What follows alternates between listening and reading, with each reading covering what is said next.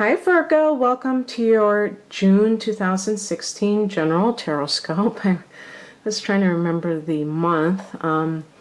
So I'm going to be pulling some cards, but while I'm shuffling and pulling out these cards, I'm just wanting to tell you about some of the transits that are occurring for you in the month of June. It's very hard for me to do this at the same time, so I'm going to pause for just a second and tell you. As the month begins, the sun will actually be in your 10th house of career.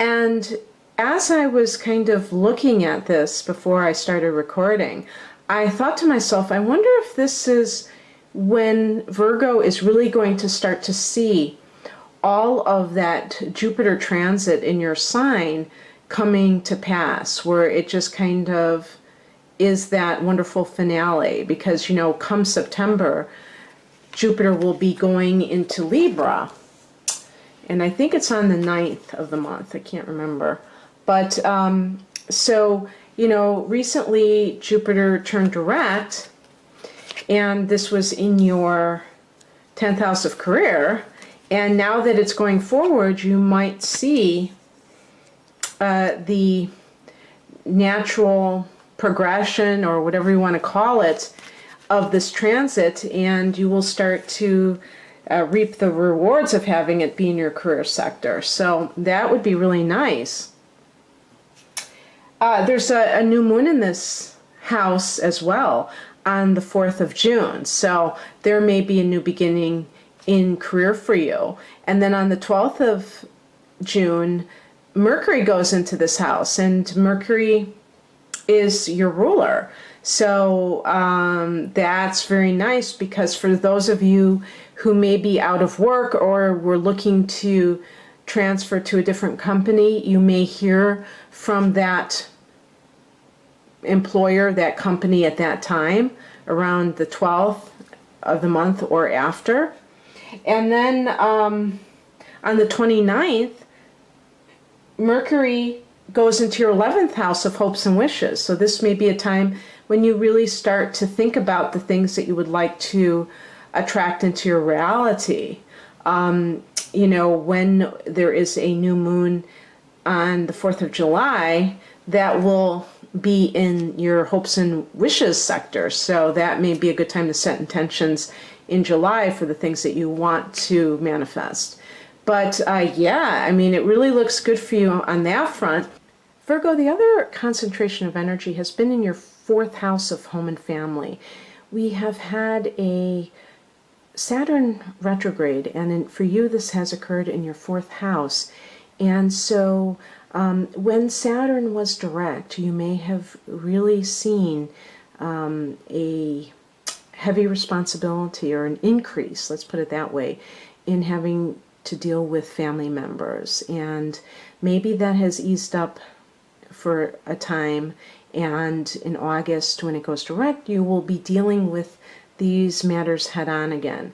But Mars was also accompanying Saturn in the 4th house for you when it was in Sagittarius, and now it's dipped back into Scorpio, and so it has gone into your 3rd house, and it will be going direct at the end of the month, Mars, and it will be in that 3rd house of communication.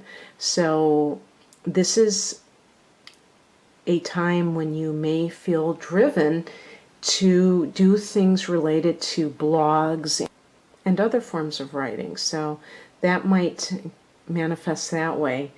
And there is going to be a full moon in the 4th house on the summer solstice, which is on June 20th. This is the second of 2 full moons in your 4th house. So the first one in May, you may have discovered something about a family member, and this may be the resolution to that particular issue.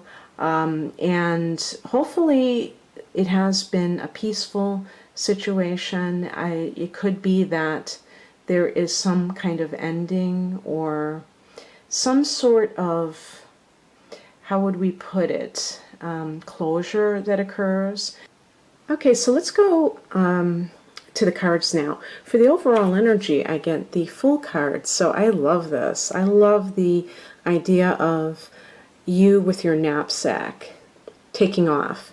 And, you know, it doesn't necessarily mean that, but there is an adventurous spirit. And, you know, you like to research things before you do them. So this is kind of not necessarily what you typically do, but you may be throwing caution to the wind. You may be feeling a sense of freedom and wanting to just explore and not have a destination, not have an itinerary. It can be related to business. Maybe you decide to quit a job that you didn't like. And let me just talk about this card, because this is the higher message, and this is about anxiety. So maybe you've made some changes and have gone out on faith because you were dealing with sleepless nights over a situation. It could have been on the work front. It could have been in your personal life. And now you have decided to just do your own thing and also not really plan too far in advance. The recent past is the Two of Cups. So this is about some sort of forgiveness, or maybe possibly reuniting with someone.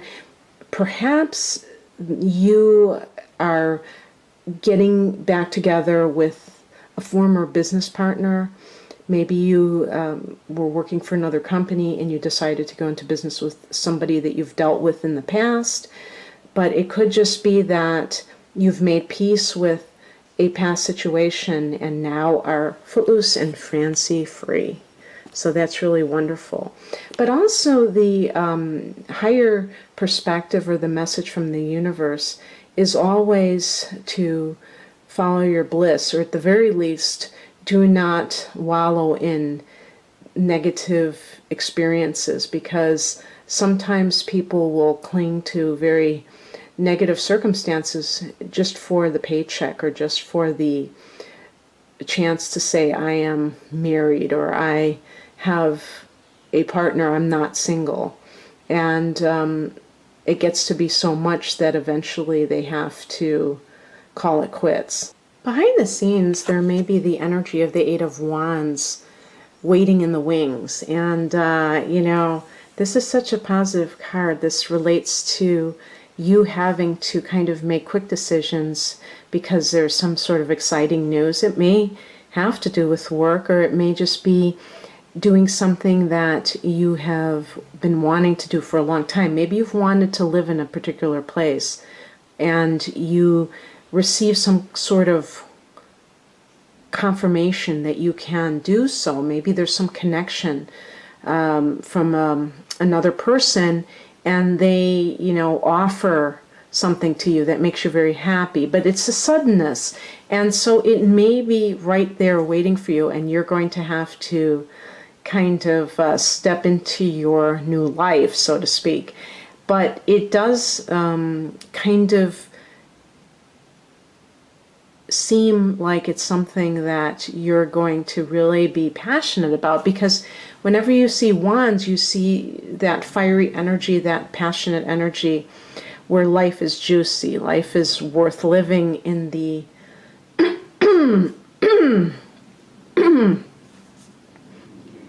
where life is juicy and you have a spring in your step, and you really feel like you're doing what you came here to do. You don't feel like you're just mailing it in.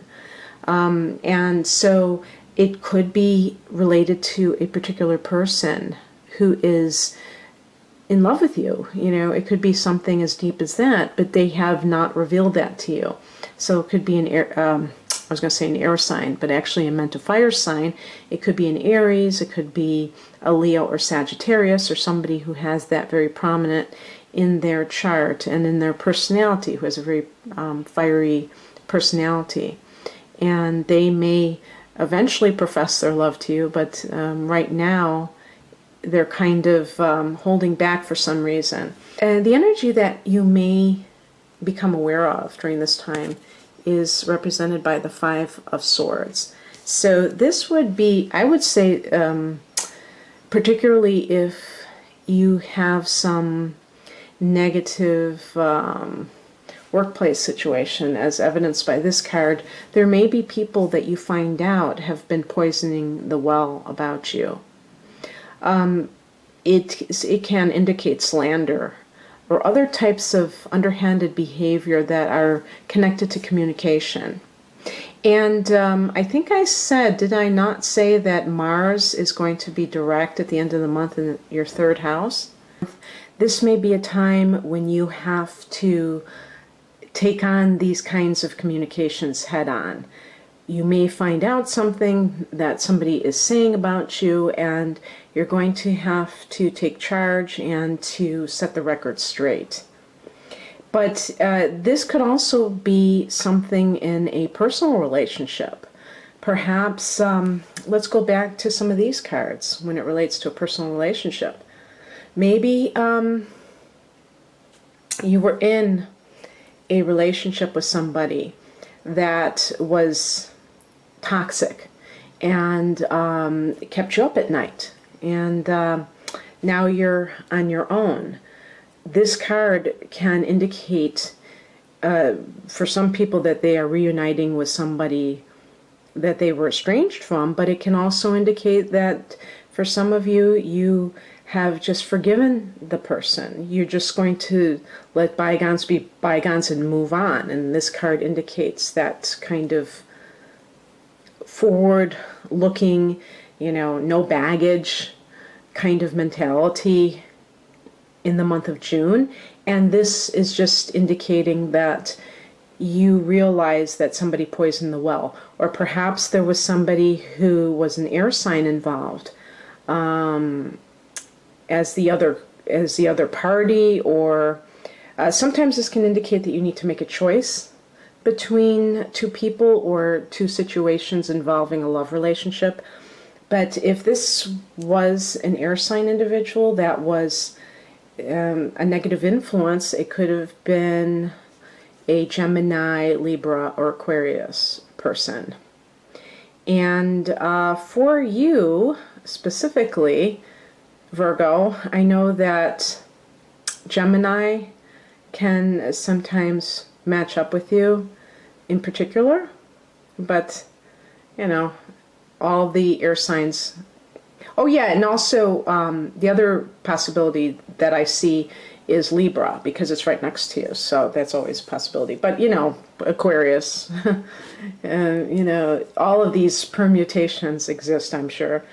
And so the advice is the Queen of Pentacles, and so this is a double feminine energy.